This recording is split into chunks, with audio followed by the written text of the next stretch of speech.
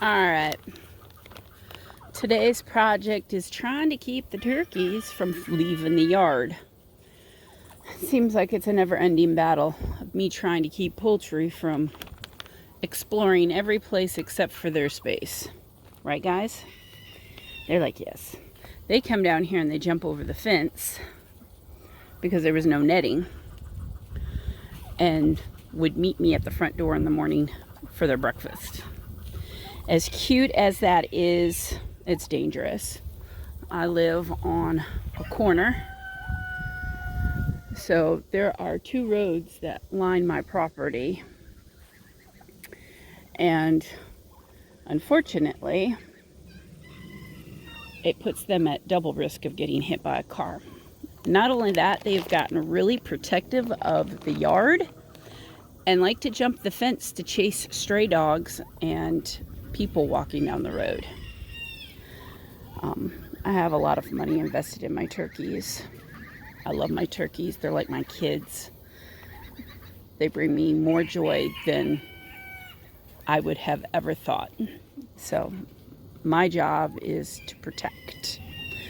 So my fencing originally was put up for a few chickens that I had. I started off last year with 25 laying hens, 2 roosters, 4 roosters.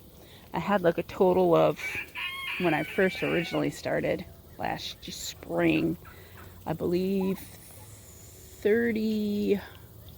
about 34, 35 chickens.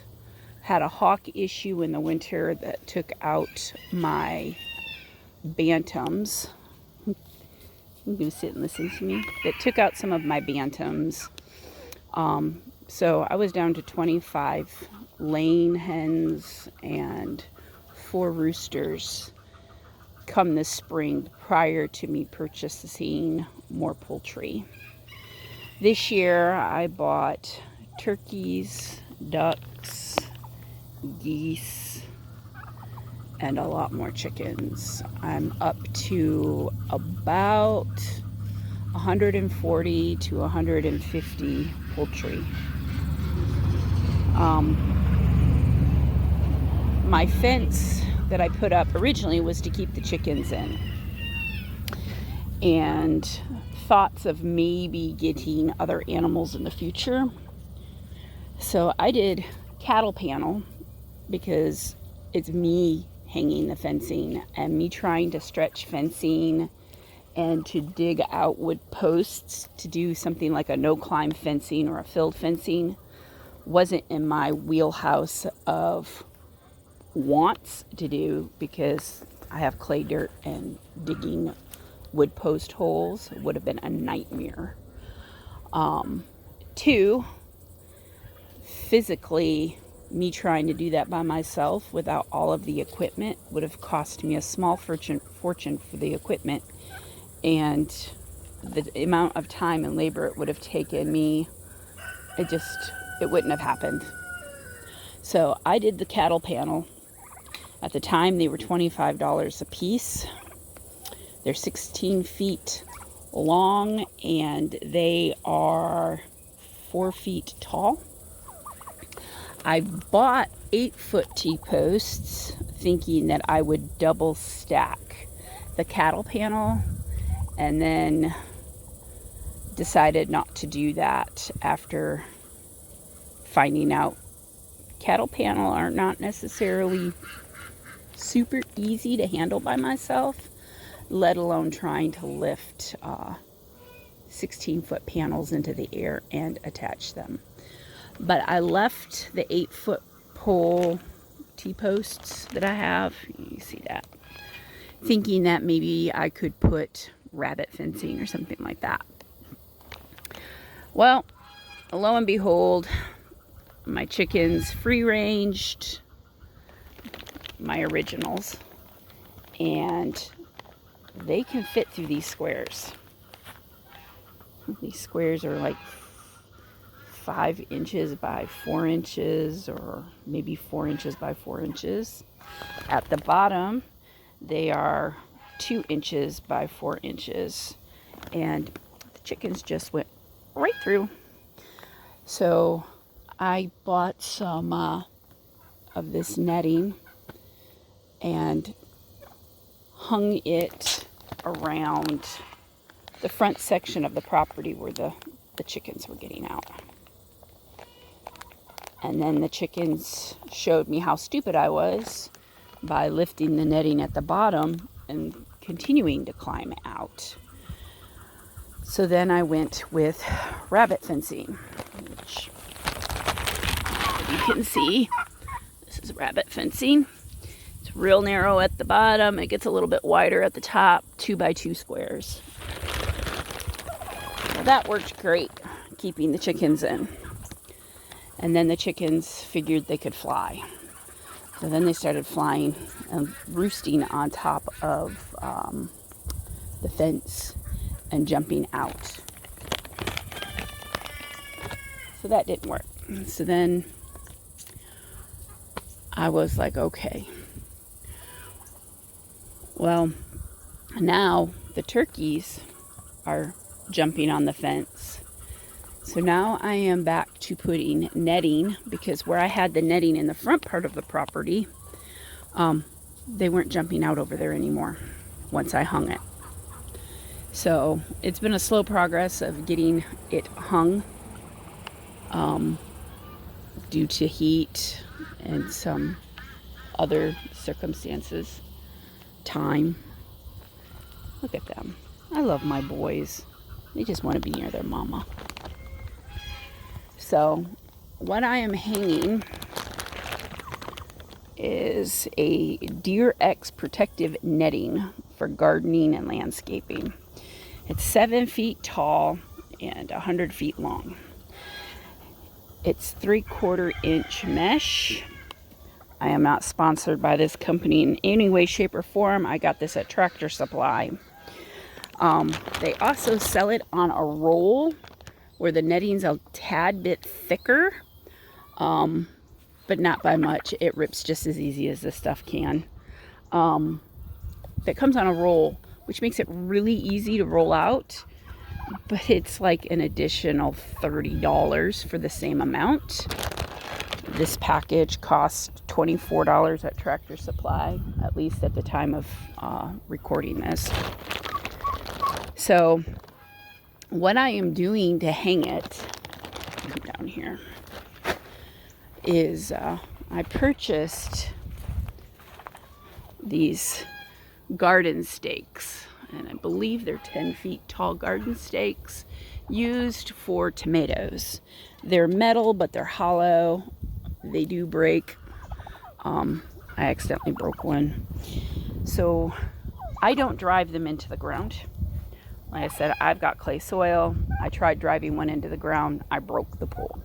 So what I have done now is I have zip tied it to the T-post. So that way the T-post is supporting the weight and the pull of the netting, not the pole. The only thing the pole is giving me is an about additional 2 feet above my 8-foot T-post, which technically is only 7 foot, or maybe a little more than 7 foot, since about a foot of it is driven into the ground. All I'm using are zip ties, due to the fact that this netting is thin, and if it's pulled on hard enough, it does rip. And if I have to replace it or re-zip tie it, then I can just cut the zip ties off of this, so that way I don't have 50 billion zip ties. It also seems to not rip the netting as like wire does, because I tried using wire around my flower garden and it just ripped the netting. So I have got one last bag to hang. Like I said, I'm doing this by myself. My baby gooses. Hi guys. And so hopefully by the time I'm done hanging all of this, I should have enough to finish this row. And then my turkeys won't escape and go into the neighbor's garden or go into the road or the neighbor's yards to eat bugs. And hopefully my young chickens that are just figuring out they can fly will not fly and get out of the yard as well. We will see how this goes. I will try to set the camera up so you can see me do this. But I don't have the right equipment to do that. So we'll see how well it stays up, see how well you can see what I'm doing. But it's fairly easy. So I will get going on this.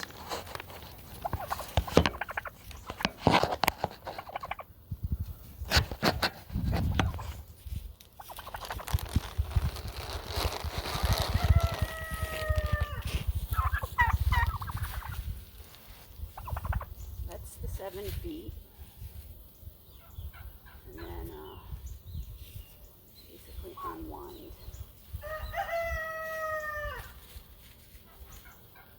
I'm going to hook the edge up onto the T-post so that I have something that kind of gives me some leverage so that way I can unwind.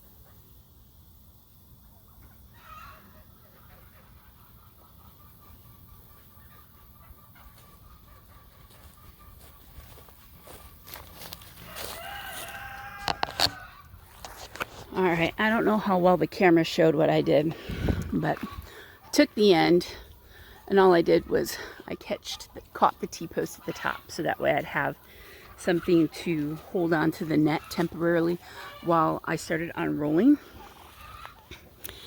And I have it just resting on the top of the T-posts.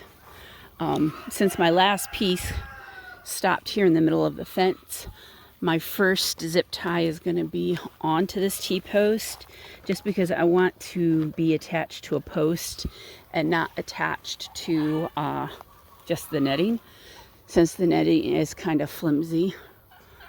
Let's see if I can do this one-handed so you can see what I'm doing. I just feed it through the net. Yeah, I'm showing this real well. Sorry, guys. This is why I need an assistant to carry the camera for me. So I've got it around the wire. And then you just zippy tie it. Normally I'd have both of my hands and it would be a lot easier to handle. Now I don't know if you could see when I was unrolling it, I was having an issue at the bottom. It seems that some of the bottom of the net on this roll is fused with other pieces. I'm assuming it probably happened during the cutting process, where maybe some of the net melted. You can see my turkeys are all like, what are you doing? What are you doing? We're locking you guys up. So, of course, step stool. I'm 5'8", but I'm not tall enough to reach the top of this. So what I do is, of course, I have to have a tree branch in the way. And I'm catching on everything. What are we stuck on? We're stuck on something. Ha ha ha. Unfortunately, that happens. I just wrap it on the top, just like so. And then I'll put a zip tie right here. I don't know if I can hold the camera and do this. Probably not. Yeah, I'm gonna have to pause ya. Sorry. Alright, see, zip tie it at the top. It's secure. These little wood stakes actually have some texture to them, so the zip ties grip on pretty good. So I zip tie it there. I'll zip tie it here, down here, and then when I'm all done hanging, I've got smaller zip ties that are only maybe 2 inches. See, look. Sorry, buddy. They can't get out. They hit that net and they're like, oh crap, there's nothing to perch onto, which is good. So I'll zip tie up here, here, down here, and then when I get done, I'll come back out with smaller zip ties that I have that are about that long, and I will zip tie the netting to the fence. What I have found, even though it is a thin netting, the wind does catch it and will pull it. And the chickens have learned that if the netting is not attached to the fence, they can still land on the fence, and then they just drop down to the bottom and out. Do not underestimate poultry. They're a lot smarter than people give them credit for. So I will zip tie to the fence here, and then I will zip tie the bottom. So it'll kind of be like a diagonal. I'll zip tie here, I'll zip tie here in the middle, and I'll zip tie down in the bottom. And I try to do at least 2 zip ties per section, which my sections are approximately 8 feet. No. See, 16 foot divided in half is 8, so it's probably more like 7.5 feet in between the poles, in between my poles. So I try to do at least 2 zip ties at the top, so that way they don't fall out. And then I'll take this extra piece that is an overhang, and I'll use the small zip ties to zip tie it to the netting. So I can zip tie it to the netting, so that way it holds it secure, and it keeps the turkeys, look, they're giving up, they're upset. I've hurt their feelings. They want to come out with mom. But it'll keep my turkeys in and the chickens. So I have literally had to do all sorts of crazy stuff, but they're worth it to keep them safe. So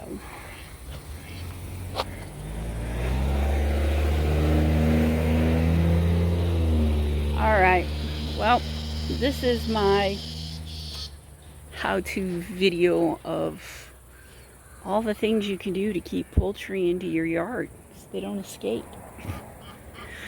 I'm sure they'll outsmart me somehow. I saw one of my little roosters up there on one of the branches. I don't even know how he got up there. So, little bantam rooster. So I'm sure they'll learn that if they fly up into the tree, they can fly over, and then I'll have that to deal with, and at that point, there's nothing I can do. I'm not cutting my trees down to keep the chickens from flying onto the trees. Oh. But, alright. Please like and subscribe, and I hope to see you at the next video. If you have any questions, drop them in the comments, and I will try to answer them to the best of my ability. I am going to sign off so I can finish this, and hopefully I will not have turkeys getting out anymore. Thank you. Have a blessed day. Okay, I wanted to show you something else. I forgot to mention at the beginning. I have just a standard 4-foot gate for my entrance. I am planning on putting a secondary gate from this pool straight out, and then I'm going to have fencing so the animals can't come up to the side of my house. Right now they can, but long term I don't want them doing that, especially once the goats start running out 24/7, because they'll damage the brick. The pigs like to rub against the brick, which will destroy it too. But anyway, what I did for my gate, I just have it bungee corded because I don't have anything that really tests the gate and it's firm against the house.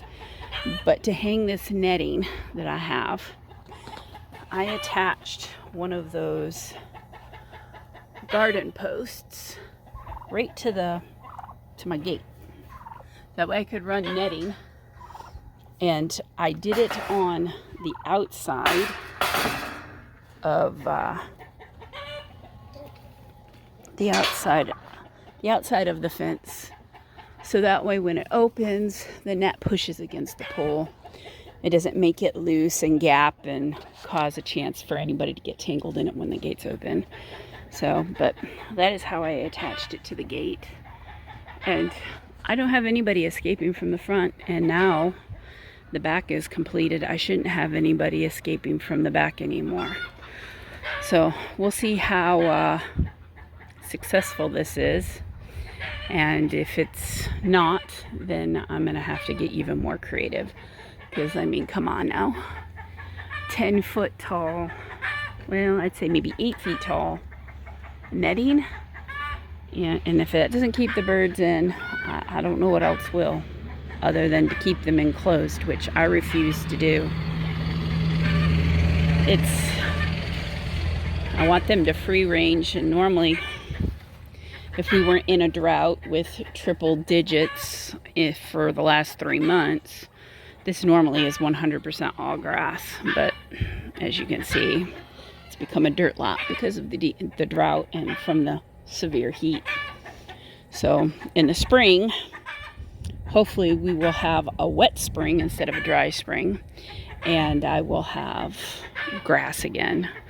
If it gets to the point where the grass doesn't grow in the spring, then I will block off areas and then plant seed and keep the birds from going in those areas until it grows out, until I get my grass back.